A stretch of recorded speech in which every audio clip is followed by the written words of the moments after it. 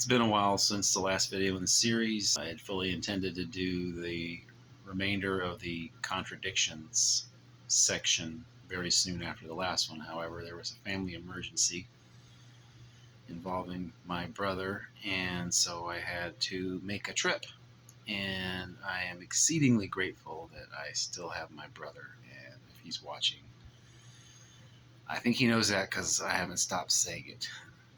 So anyway, continuing on with contradictions. So the last video, I dealt with a list of alleged contradictions from the American Atheists on their website, most of which were very easily answered because they didn't put a whole lot of effort into selecting them. Very superficially read, not looked into at all. They're just hoping people will see it and assume that they're right, and then the Bible must be wrong, and move on from there.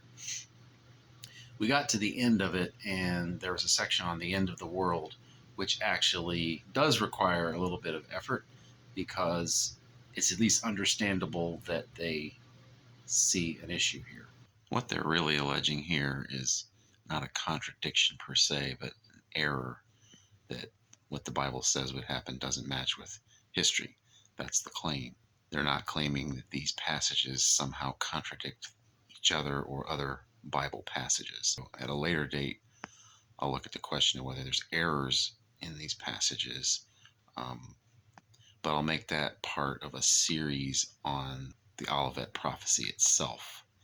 Rather than just look narrowly at it to see if there's errors, I'll look at it more comprehensively as to what it teaches, and in the process address whether there's errors. So Matthew 16:28. Verily I say unto you, there be some standing here which shall not taste of death till they see the Son of Man coming in his kingdom. The contradiction they apparently see here is that the Son of Man is apparently not come in his kingdom after 2,000 years, and those people, all the people standing there, are dead by now, and therefore it must contradict reality, I think is what they're saying.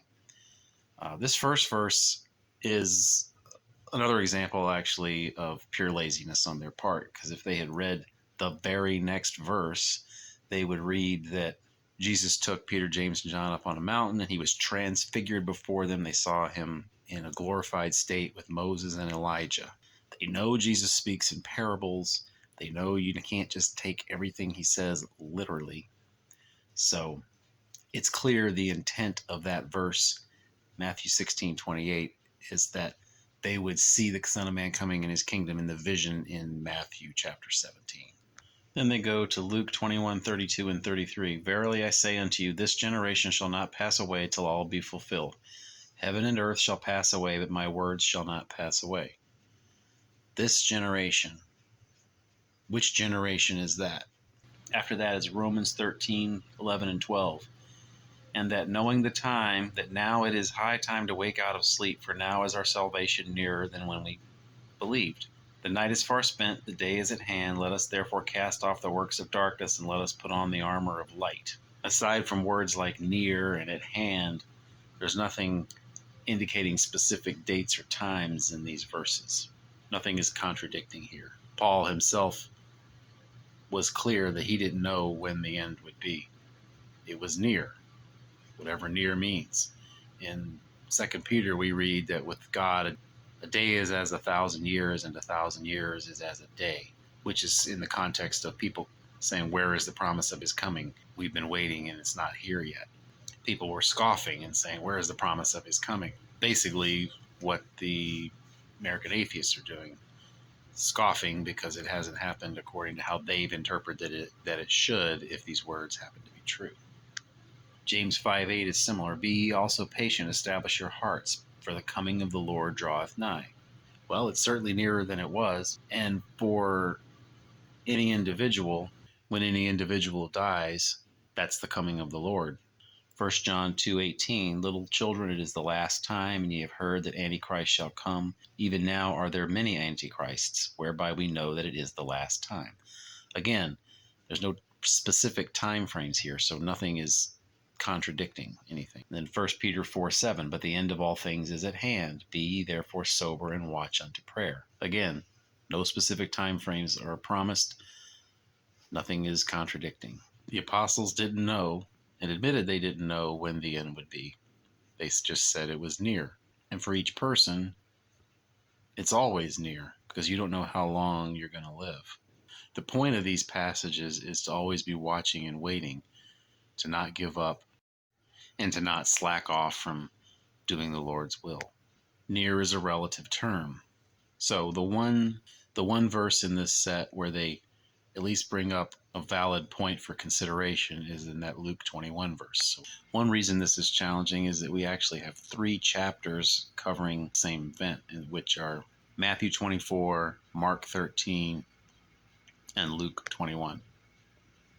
Much of their claim seems to hinge on what exactly did Jesus mean by this generation? Did he mean the generation that they were experiencing at that moment, the people alive at that time? Or did he mean the generation experiencing the events that he was describing?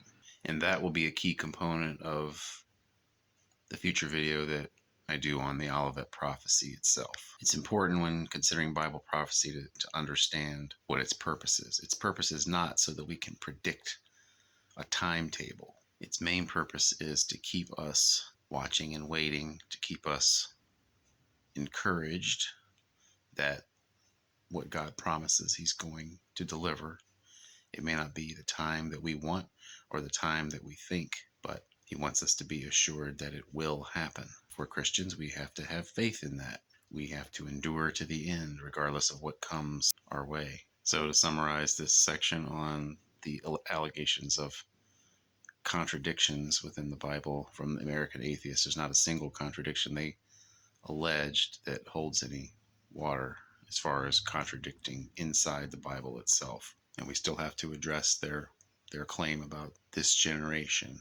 Even their claim of a contradiction with this generation is not that the Bible contradicts itself, but they're claiming that the Bible contradicts the way history would unfold. And that's what we'll discuss when we cover the Olivet prophecy in Matthew 24, Mark 13, and Luke 21.